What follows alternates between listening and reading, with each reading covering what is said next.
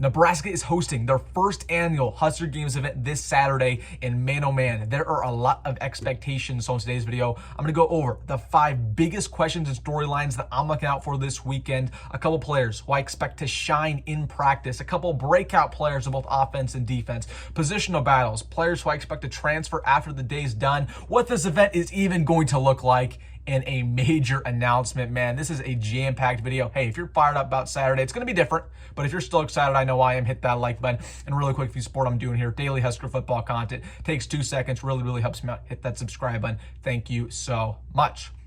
But without further ado, let's get into it. Talking about Nebraska's spring game this Saturday. Obviously, not a traditional spring game like what we've had in the past, but there's still a lot to be excited about. There's still going to be a scrimmage for the Big Red. Matt Rhule announced that members of the 2 Deep are not going to be competing, so you're not going to see Jacory Barney. You're not going to see Dylan Raiola play on Saturday in the scrimmage.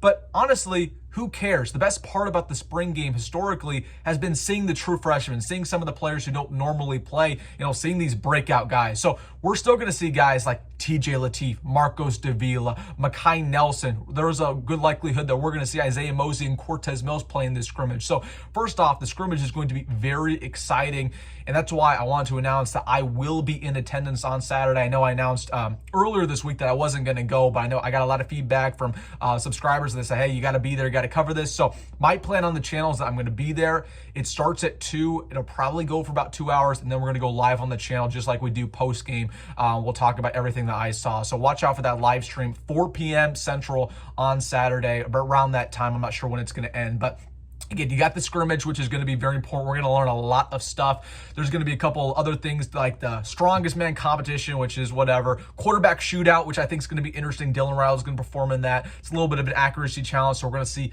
how much developed he got in that. You're going to see the fastest man challenge. So a lot of interesting stuff, but that's basically what it's going to look like. Now let's get into the storylines, the things that I'm really looking out for, that I have my eyes peeled out for. And the first thing is which players are on the cut line, because the scrimmage is going to tell us a lot of things, but most notably, it's going to tell us, okay, which players might transfer, which players are getting close to, not making that 105. So you're going to see a lot of players at the bottom of the roster, right? It's going to give us a lot of clarity. And I'm looking at the DB room in particular. I'm looking at the offensive line in particular, which players are playing in this. Because, if there's a scholarship second-year, third-year player who's playing in the scrimmage, it probably tells you, hey, they might not make the roster, or if they do make the roster, they barely made it. So I'm interested to see who's on the cut line. The scrimmage is going to tell us a lot of things. Again, there's going to be a lot of spillage. There's going to be some players who aren't even close to being on the cut line who play in the scrimmage just because you need more quarterbacks, you need more running backs to play. But I'm interested to see, hey, who is on that cut line, especially other scholarship players, who isn't playing up to snuff. We're going to get a lot of clarity based on who plays in that game and who doesn't. So that's the first thing that I'm looking out for. The second storyline, this is probably what you're looking out for too. I'm looking at the quarterback room. Now, of course, let's get things started talking about Marcos Davila and TJ Lateef, because those are the 2 scholarship quarterbacks who are playing in this scrimmage. I told you guys in an earlier video this week, I expect both those guys to light it up. And I think Matt Rhule is making a mistake by not playing Dylan, because I think Marcos Davila is going to play like prime Tom Brady against some of those walk-ons in that scrimmage. I think TJ Lateef is going to impress a lot of people with his running ability, the ability to get outside the pocket, to make plays off script. Those guys are going to be balling out. Okay, I'm super excited to see those guys. And we're going to, obviously the expectation is for them to dominate because they're playing against inferior talent, supposedly. So I'm hoping Marcos Davila goes out there and shines. Again, shows off the arm talent. We know how good of an arm strength he has. Again, I want to make him to make plays off script, right? Use his mobility a little bit. That's something that we didn't really see in his high school film. Obviously to improve that accuracy as well, but really intrigued about this quarterback room. And again, we'll still see Dylan, we'll still see Gramstad probably in that quarterback shootout. Not sure what that's looking like, not sure how much we can gain from that, but that'll be really interesting to see. So obviously my eyes are peeled out for that quarterback room, particularly Marcos Davila, because that's been my guy since he transferred here. Now the first time we get to actually see him in a Husker uniform, so we will see on that. Third storyline that I'm looking out for on Saturday. It feels like every single year in a Nebraska spring game, there's a young player who absolutely shines. Okay, last year in the spring game, it was Jacory Barney. We knew after that spring game that Jacory Barney was not only going to play as a true freshman, that he was going to be a star. So my question is, which young player shines this year? In the scrimmage, in any of the events, we will see. It could be a Cortez Mills. Okay, Cortez Mills is likely going to play in the scrimmage.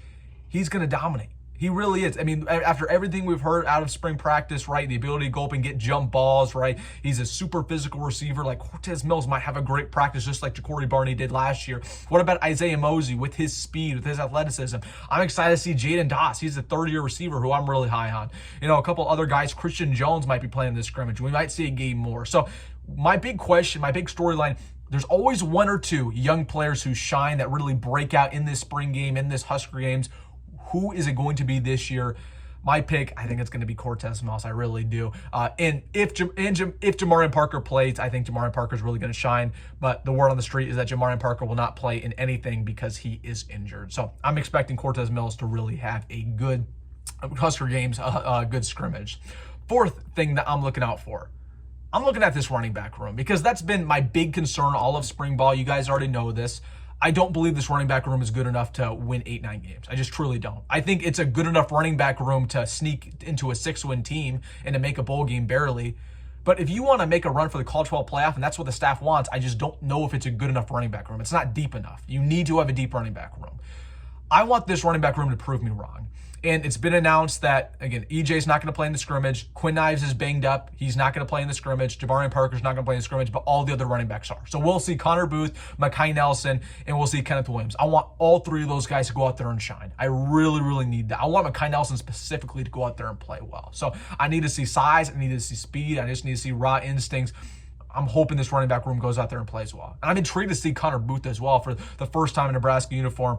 Like, is he making that transition, you know, from C2 football to Big Ten football? We will see. So I'm really intrigued about this running back room in particular. We're not going to get all the answers because we won't see Quinn Ives. I wish we could see him. But again, it'll be interesting to see what happens with that running back room. I'll keep my eyes peeled.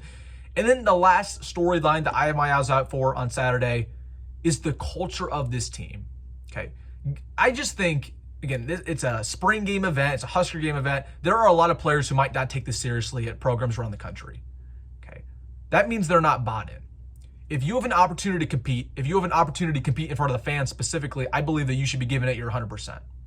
So I'm really going to be gauging how good this culture really is on Saturday. I see a lot of players who are slacking off, treating this like it's fun, you know, even in the scrimmage, right? They're not really putting their best foot forward. It tells me the culture of the team isn't really that good. But if it's all competitive and people are, you know, going out there competing at a high level, trying to put on a show for the fans, do their due diligence, trying to move up in the depth chart, even though it's a Husker Games event, that tells me the culture is really good and it's founded on competition. It's founded on getting better. Okay. We've heard all the time that, oh, this culture is great at Nebraska. Matt Rhule's done a good job. And I truly believe he has. Okay. And there's a reason why you're not seeing a bunch of guys enter the transfer portal. Not a lot of players of note like other programs. This is when you prove it. I want players to go out there and compete to, you know, leave a lasting impression, not only coaching staff, but on the fans who are going to be there and attending. So I'm really excited to see what happens for this Husker Games event. Again, it kind of sucks that it's not a traditional spring game, but there's still a lot of things that I believe we're going to learn, a lot of nuggets. So again, the plan on the channel is that we're going to go live after it, 4 o'clock, 4:30. So be here. I will share with you everything that I saw. I'll be writing down notes.